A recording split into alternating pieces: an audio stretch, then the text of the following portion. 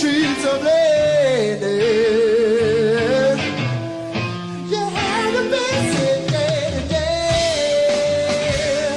Whoa, hold me closer, tiny dancer. I can't get lights on the highway. Whoa, I need me down the trees of lady. You had a busy day today. Whoa,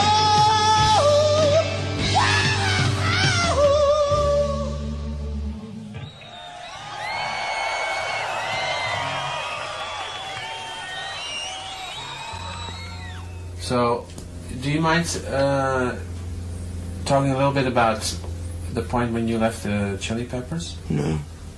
Why did you leave the band? Because, I mean, there's a bunch of reasons. For one thing, like a year before I quit, like, they knew I wanted to quit. And me and Flea once took a drive to a park after the first 2 months of touring, the American tour, which I was just miserable on. Like, I broke the band code of not bringing your girlfriend along on tour because I just couldn't do it without her. And I was happy whenever, you know, whenever I was on stage and looking at Flea or looking at Chad or looking into my amp and looking at the you know, at all the shapes of sound floating around. But I wasn't happy with anything else. So me and Flea took this drive to the park after that tour, and we were sitting there, and he said, is there anything you like about being in the band? And I said, no, there's nothing I like about being in the band at all. And he goes, nothing. And then I said, nothing except for playing with you. I love you. That's why I'm in the band, because I love playing with you.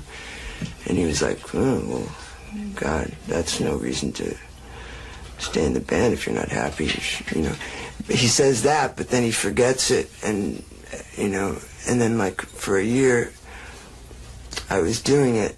And then they're surprised when I quit, when he knew even back then that I wanted to quit, you know. But it's just that we were so close to each other, and it's just like, it's like, just like his marriage or something, you know. If somebody says they want to break up, you don't keep it in your mind all the time when you're with them. So I enjoyed, you know, Flea, but that's about it. I just, you know, is that enough? Do you need me to say more? I don't know, you think that's enough?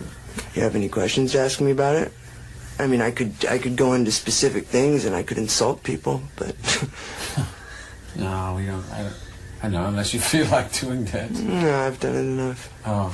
You are not in public, though, have you? No, no. This is the first bit of press I've done since I quit the band. Turn around in a circle, slam into my arms.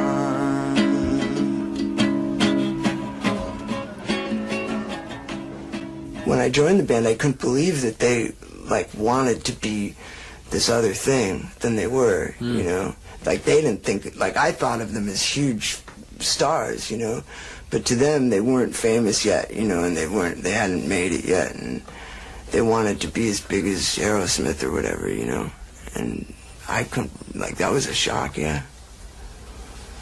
But it didn't bother me, I was happy as hell. But I hoped that we would stay at the level that we were at in popularity.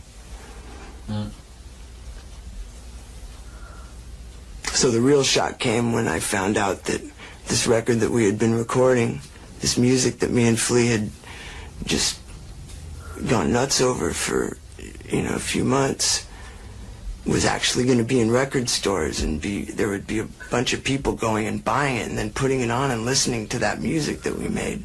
It had never occurred to me, literally, I'm serious.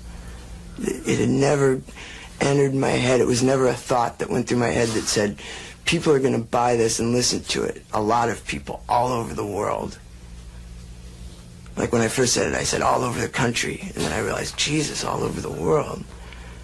And I said it to Flea like 5 different ways, and he was going, yeah, yeah. And like, I was just like, it helped that I was totally located in the dimension that the music existed as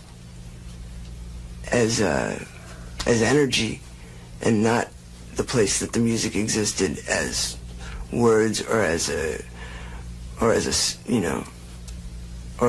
thing to entertain people. I was just really in a heavy place when we recorded the album. Just like I heard ghosts on the whole record, you know. You mean in a weird place spiritually? Yeah, it was just a fun place to be. Like I heard ghosts on the whole record, and I'd always say to people when we were playing it for them, we were recording them, I'd say, "Don't you hear those ghosts? Listen." And Flea would go, "John, not everybody hears them. Just we hear them."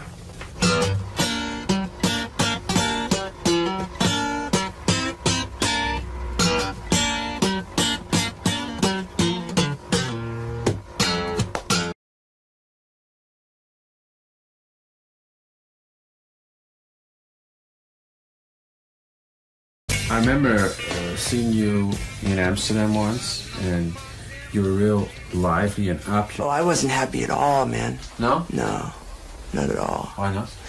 Because I didn't want to be there doing press at all. I had to leave like three-quarters of the way into it. I didn't want to go, and Flea was like, "Well, you have to," because normally him and Anthony would have gone, but they made me go with Anthony. And I was just losing my mind. Like, I feel that when you speak about things, you're diarrheaing all over them. You know, you just ruin whatever you're talking about. And I felt like I was diarrheaing all over this art that was really important to me. And I hated being told that I was a rock star. Oh, so I was saying, so Anthony would not, he felt like he couldn't joke around anymore because I was getting so serious because I was so angry about the whole press thing and the whole rock star thing. And then he would have looked like he didn't have any integrity if he would have just spouted off. So it was a really bad combination, you know? And like, he was scared to say anything like he usually did, which was his thing. And so it was just awful. You mean he was trying to compensate for... No, he just imitated me. Oh? He would just imitate me, so then, you know, because if I say, like, Van Gogh, blah, blah, blah, and then he says, whip out your cock and show it to my mother, like, you know, it doesn't go together. Ah, I see. Anthony